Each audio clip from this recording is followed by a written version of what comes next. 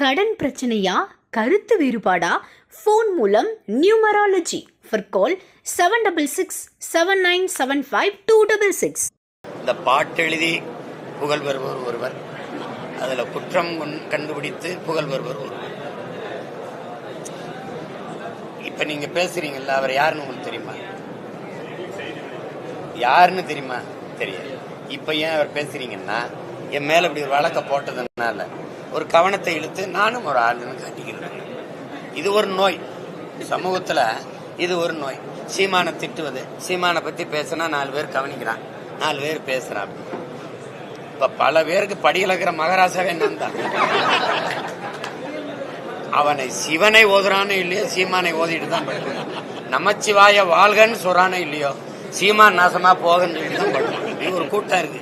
அதுல இது ஒரு கூட்டம், ஒரு பைத்தியக்காரத்தனம். அதெல்லாம் வழக்குனா வழக்கா எதிர்கொள்ளும்.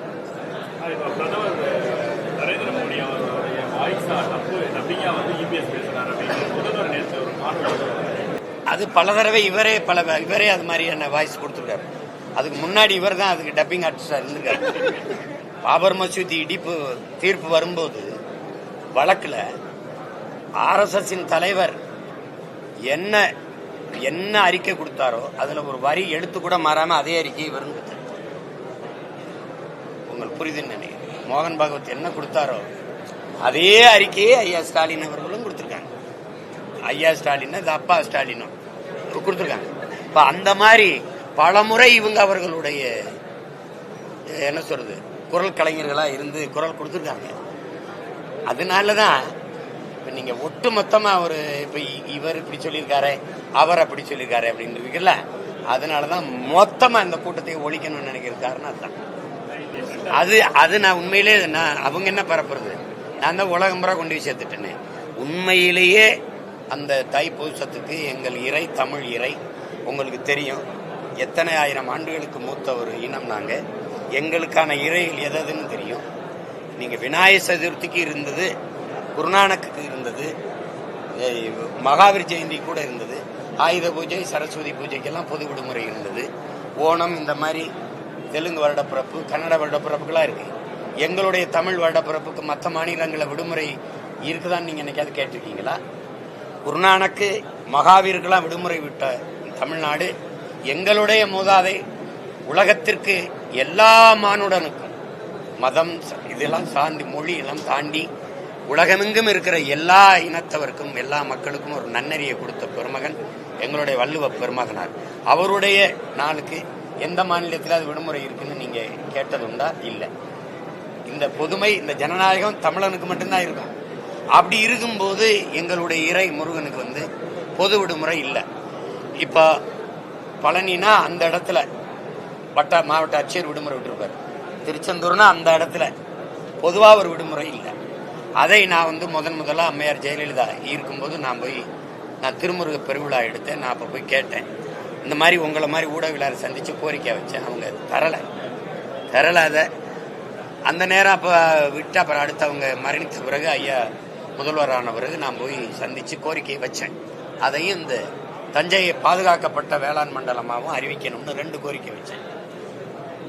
அது தஞ்சையை பாதுகாக்கப்பட்ட வேளாண் மண்டலமா அறிவிச்சுட்டாங்க. அப்புறம் இதை அறிவிச்சிருக்கேன். அவ கேட்டாங்க, உண்மையிலேயே நமக்கு தைப்பூசத்துக்கு பொது விடுமுறை இல்லையா தம்பி? இல்லை.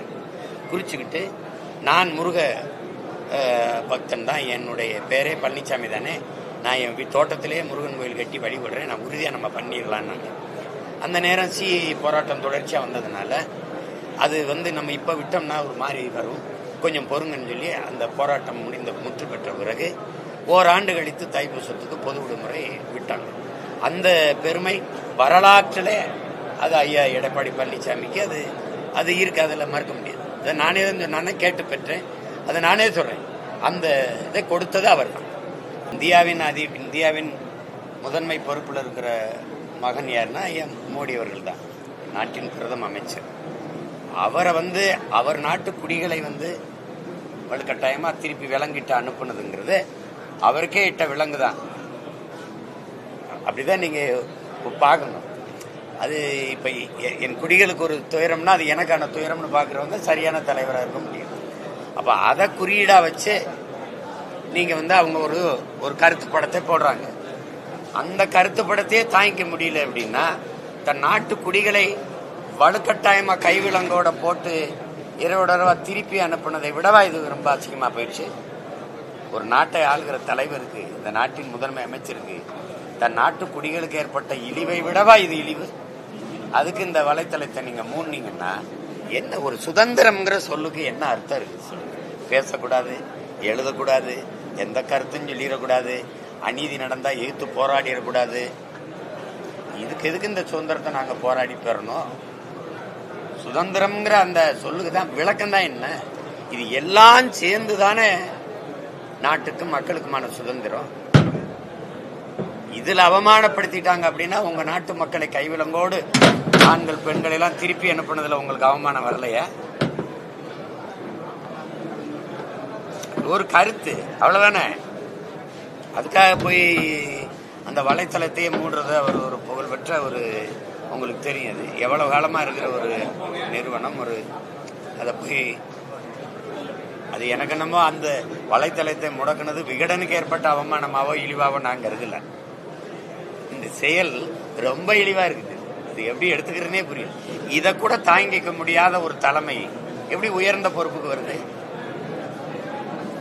ஒரு ஏச்சு பேச்சு, அவமானம், கேவலம், ஏளனம் இதையெல்லாமே தாங்க முடியாத மனப்பக்குவத்துல தான் இந்த நாட்டின் முதன்மை தலைவர்கள் நீங்க இருக்கிறீங்களா? என்ன எதுக்கு எச்சரிக்கிறீங்க? எதுக்கு எச்சரிக்கிறீங்க? எதுக்கு எச்சரிக்கிறீங்க? அங்க மோடி ட்ரம்ப்பை எச்சரிங்க. ட்ரம்ப்பை எச்சரிங்கல்ல. என்ன எச்சரிக்கை? உங்களுக்கு எதிராக எது பேசினாலும் எச்சரிச்சு விடுவேன். நாங்களும் தான் உங்களை எச்சரிக்கிறோம், கொஞ்சம் கவனமா இருங்க, அதிகார நிலையத்தில் இல்ல, ரொம்ப ஆடாதீங்கன்னு நாங்களும் உங்களை எச்சரிக்கிறோம். எல்லாருமே இந்த இடத்துல உட்கார்ந்துட்டா இந்த நாற்காலி நிரந்தரம் நினைக்கிறது பாருங்களேன், அதுதான் உலகத்திலே கொடுமையானது.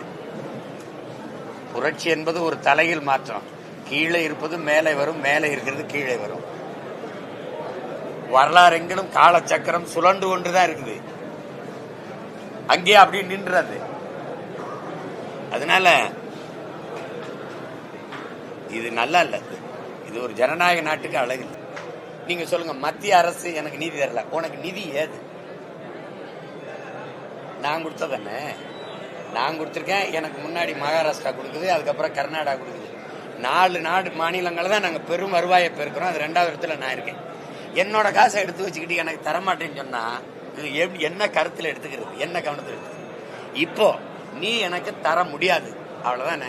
நான் உனக்கு என் மாநிலத்திலிருந்து வரி வருவாய் தர முடியாது. அவசரமா ஒரு சட்டசபையை கூப்பிட்டு எல்லா உறுப்பினர் ஒப்புதலும் போட்டு இவன் எதை ஏற்கிறான், எதிர்க்கிறவன் ஏற்கிறவன் தெரியும். எனக்கு வருவாய் நிதிநிலை அறிக்கையில எனக்கான உரிய நிதியை ஒதுக்கானாலும் பேசப்பட்டு எனக்கு இருக்கணும்னு பேசினா அது எவ்வளவு பெரிய அயோக்கியத்தன்மை பண்ணணும். சட்டசபை கூப்பிட்டு நமக்கு நிதிநிலை அறிக்கையில நம்மளை நிராகரிக்குது, நமக்கு வரி, நமக்கு உரிய நிதியை ஒதுக்கி தரமாட்டேங்குது, ஆசிரியர்களுக்கு சம்பளம் கொடுக்க முடியல, இவ்வளவு நெருக்கடியை நமக்கு உருவாக்குது. அதனால நமது மாநிலத்திலிருந்து எந்த வரியும் மத்திய அரசுக்கு போகக்கூடாது, இந்த ஒன்றிய அரசுக்கு போகக்கூடாது. அது ஜிஎஸ்டி, சரக்கு மற்றும் சேவை வரியோ எந்த வரியோ போகக்கூடாதுன்னு ஒரு தீர்மானத்தை போட்டு, வெள்ளக்காரங்காலத்துலதான் நம்ம வரிகொடா இயக்கம் நடத்த முடியுமா? இந்த கொடுங்கொன்மை, இந்த கொள்ளக்கார ஆட்சி, இது கொள்ள தானே. என் வரியை எடுத்துட்டு போயிட்டு எனக்கு தர முடியாதுன்னு சொல்றது கொள்ளையா? சாத்தியம் என்ன பண்ணி போயிருவேன்? நான் செய்யறேன், என்ன பண்ணி போயிருவேன்? சாத்தியம் இல்லைன்னு எப்படி சொல்றீங்க? உனக்கு மட்டும் எப்படி இந்த அதிகார திமிர் வந்தது? உன்னுடைய ஆதிக்கம் என் மேல நீ அத்துமீறி இந்த மாதிரி செய்யும்னா என்னுடைய அரசு அதிகாரம் என்ன செய்ய? வேடிக்கை பார்த்துக்குமா? ஐயா சாமி நீங்க என்ன சொன்னாலும் கேட்கிறேன். அதுக்கா இது 8 கோடி மக்களினுடைய உரிமை பிரச்சனை, தன்மான பிரச்சனை, இது இனமான பிரச்சனை. இதை இங்க இருக்கிற ஆட்சியாளர்கள் செய்ய முடியாம புலம்பிக்கிட்டு என்ன செய்ய, இதை தர மறுக்கிறார்களே பாருங்கள், இது எப்படி செய்கிறார்கள், இந்த நிதியை நமக்கு புலம்பிக்கிட்டு இருக்கிறதுக்கு ஒரு அதிகாரம், அதுக்கு 40 பாராளுமன்ற உறுப்பினர்கள். இது கேவலம். தர முடியாது போய. ஒரு பெரிய மாநாட போடுவோம், பேரணி நடத்துவோம், எல்லாரும் கட்சி. கர்நாடகால எந்த ஒரு பொது பிரச்சனைக்கு கொடியை கீழே போட்டுறான், அவன் மாநில கொடியை தூக்கிறான். நடக்குதுல்ல? பொதுவா நிப்போம், எல்லாரும் நிப்போம். ஒரு வரி, ₹1 வரி போகாது ஒன்றிய இந்திய அரசுக்கு, இல்ல, முடிஞ்சு போச்சு. இந்த மாதிரியான செயல் தொடரும் போது தேசியம்னு ஒண்ணு இருக்குமா? தம்பி நீங்கள் தான் கேள்வி எழுப்பினீங்க, நான் உங்ககிட்ட தான் பதில் சொல்லணும். இந்த மாதிரியான செயல்கள் தொடரும் போது நீங்க சொல்ற தேசியம்னு ஒண்ணு இருக்குமா? இந்தியா ஒரு தேசிய அமைப்பு, தேசியமா பல தேசங்களில் ஒன்றியம், எல்லாருக்கும் தெரியும். ஆனா இது மாநிலங்களின் ஐக்கியம் தான், மாநிலங்கள் அவைதான். நீங்க பல்வேறு தேசிய இனங்கள் வெவ்வேறு நிலப்பரப்பில் கூடி வாழ்றோம், மாநில அமைப்புகளா, மாநில. ஆனால் இந்தியாங்கிற ஒரு நாட்டுக்குள்ள நம்ம தேசிய ஒருமைப்பாடு, இறையாண்மை எல்லாத்தையும் கட்டுப்பட்டு வாழ்றோம். இந்திய நாட்டின் குடிமக்கள், நான் சிட்டிசன் ஆஃப் இந்தியா. ஆனால் என் நேஷனாலிட்டி தமிழ், உங்க நேஷனாலிட்டி தெலுங்கு, உங்க நேஷனாலிட்டி கன்னடம். நாங்க எல்லாரும் சேர்ந்து இந்த நாட்டின் குடிமக்களா இருக்கிறோம். பல மொழி பேசக்கூடிய இன மக்கள் இங்க நிறைந்து வாழ்றோம். ஒவ்வொரு மொழிக்கும் ஒரு கலை, கலாச்சாரம், பண்பாடு, வாழ்க்கை முறை, வழிபாடு இப்படி எல்லாருக்கும் இருக்கு. ஒரே இனத்துக்குள்ள, நாங்க தமிழர்களுக்குள்ள ஒரே சமூகம் அமைப்புங்கிற சாதிய குடி கட்டமைப்பு தேவர் அப்படின்னு வச்சுக்கிறோங்க. முக்குளம்னு 3 இதுல 3 விதமான சடங்கு முறைகள் இருக்கு. கல்லர் அக்கா மகளை திருமணம் பண்ணுவோம், மறவர் அக்கா மகளை பண்ண மாட்டோம், சேர்வார் அகமுடையர் அக்கா மகளை திருமணம் பண்ணுவோம். இங்க திருமண முறை ஒண்ணு, அங்க திருமண முறை ஒண்ணு. இங்க வழிபாட்டு முறை ஒண்ணு, அங்க வழிபாட்டு முறை ஒண்ணு. உங்களுக்கு விளங்குதா? நாங்க ராமநாதபுரத்துல சிவகங்கையில திருமணம்னா கறி வெட்டுவோம், கிடா வெட்டுவோம். கல்லர்கள் அங்க சைவம் போடுவாங்க.